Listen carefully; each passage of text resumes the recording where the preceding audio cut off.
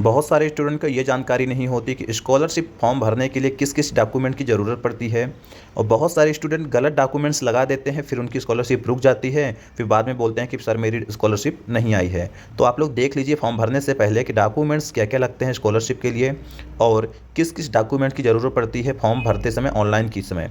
यदि आप इसमें से कोई भी एक डॉक्यूमेंट्स नहीं है तो फॉर्म मत भरिए, पहले आप लोग डॉक्यूमेंट्स कंप्लीट कर लीजिए तभी आप फॉर्म भरना। अन्यथा आप तो फॉर्म भर दोगे, फिर वेरिफिकेशन के टाइम पे जो स्कॉलरशिप फॉर्म होता है रिजेक्ट कर दिया जाता है। कुछ बच्चों तो समग्र आईडी ही गलत भर देते हैं, जिसके कारण उनकी स्कॉलरशिप रुक जाती है, फिर घूमते रहते हैं, इस ऑफिस उस ऑफिस चक्कर लगाते रहते हैं। ऐसा आपके साथ ना हो, इसलिए मैंने सोचा कि आपके लिए एक नया वीडियो बना दें ताकि आपको जानकारी मिल जाए कि स्कॉलरशिप फॉर्म भरने के लिए किस किस डॉक्यूमेंट की ज़रूरत पड़ती है। आप कोई भी कोर्स कर रहे हो, बीए कर रहे हो, बीएससी कर रहे हो, बीकॉम कर रहे हो, 10th हो 12th हो, कोई भी कोर्स कर रहे हो, सभी के लिए स्कॉलरशिप फॉर्म के लिए सेम डॉक्यूमेंट्स की ज़रूरत पड़ती है। सबसे पहले जो हमारा डॉक्यूमेंट्स आता है वो होता है आधार कार्ड। आपके पास आधार कार्ड होना अनिवार्य है, तभी आप फॉर्म भरने जाना। आधार कार्ड के अलावा दूसरा जो डॉक्यूमेंट होता है वो होता है समग्र आईडी। समग्र आईडी यदि आपके पास नहीं है तो आप फॉर्म भरने मत जाना, नहीं तो आपका फॉर्म नहीं भराएगा। ये जो डॉक्यूमेंट है ये 10th के मार्कशीट के अनुसार आपके पास डॉक्यूमेंट होने चाहिए। यानी जो 10th के मार्कशीट में आपके पापा का नाम है वही आपके आधार कार्ड में होना चाहिए। जो 10th में आपका डेट ऑफ बर्थ है वही मार्कशीट के डेट ऑफ बर्थ में होने चाहिए। तो सभी को सेम होना चाहिए। बहुत सारे बच्चे के समग्र आईडी में कुछ और नाम है, आधार कार्ड में कुछ और डेट ऑफ बर्थ है, 10th की 12th की मार्कशीट में कुछ और डेट ऑफ बर्थ है, जिसके कारण उनका फॉर्म रुक जाता है फाइनली। पहला डॉक्यूमेंट्स आधार कार्ड, दूसरा डॉक्यूमेंट समग्र आईडी बनवा लो, तीसरा डॉक्यूमेंट जो होता है आय प्रमाण पत्र, इनकम सर्टिफिकेट।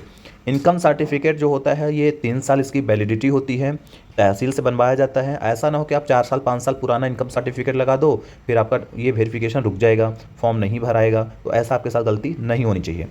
फिर इसके बाद जाति प्रमाण पत्र होनी चाहिए। कौन सी कास्ट के हो, आपकी जाति बनी होगी, वो आपके पास जाति प्रमाण पत्र होना चाहिए। इसके बाद जो आप पुराना कोर्स किए थे, पुराना कोर्स यानी 10th में थे या 12th में थे, फर्स्ट ईयर में थे, अब सेकंड ईयर में चले गए हो, तो उसका रिजल्ट होना अनिवार्य है। यदि आप सेकंड ईयर में हो तो फर्स्ट ईयर का रिजल्ट, यदि आप 12th में हो तो 11th का रिजल्ट। इस तरह से यानी पुराना रिजल्ट आपके पास होना अनिवार्य है, तभी आपका फॉर्म भराएगा। नेक्स्ट है बैंक का account number. Bank account number आपको सही सही भरना है। बहुत सारे स्टूडेंट बैंक अकाउंट डिटेल्स जो होती है गलत भर देते हैं। बैंक अकाउंट नंबर डिटेल गलत होने के कारण उनका स्कॉलरशिप रुक जाता है, पेमेंट रिलीज अकाउंट में नहीं होती। फिर इसके बाद फ़ोटो होना ज़रूरी है। फ़ोटो आपके पासपोर्ट साइज फ़ोटो होना चाहिए। और इसके अलावा जो आपकी फ़ीस की रसीद होती है, फर्स्ट ईयर की हो या सेकंड ईयर में नए सत्र की फ़ीस की रसीद होना ज़रूरी है कि आपकी फ़ीस कितनी लग रही है, आपको फ़ीस की रसीद वहाँ पे अपलोड करनी पड़ती है। फिर इसके बाद आपका जो ये होता है मोबाइल नंबर भी अपना आप फिल करोगे, जिसमें से OTP वगैरह आता है, वेरीफाइड होती है। तो ये सारे डॉक्यूमेंट्स आप बनवा लीजिए। आधार कार्ड, इनकम सर्टिफिकेट, जाति प्रमाण पत्र, फीस रसीद, समग्र आईडी, बैंक अकाउंट, फ़ोटो, इतने डॉक्यूमेंट्स आप कंप्लीट कर लेना, फिर स्कॉलरशिप के लिए फॉर्म भरने के लिए जाना। अन्यथा यदि इसमें से कोई भी डॉक्यूमेंट नहीं है तो आप फॉर्म मत भरना। फॉर्म तो आप भर दोगे मगर वेरिफिकेशन के टाइम पर आपकी पेमेंट आपके अकाउंट में रिलीज नहीं होगी, फिर आप इस ऑफिस से उस ऑफिस घूमते रह जाओगे, बहुत परेशानी होती है। तो इस तरह के सारे डॉक्यूमेंट आप कंप्लीट कर लीजिए, अपडेट करवा लीजिए।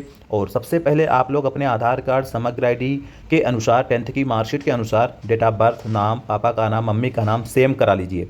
सबसे बहुत प्रॉब्लम इसी में आती है कि डॉक्यूमेंट में नाम करेक्शन यानी नाम ही गलत रहते हैं, किसी के फ़ोटो किसी में है, किसी का नाम किसी में है। ये सारी चीज़ क्लियर करा लीजिए।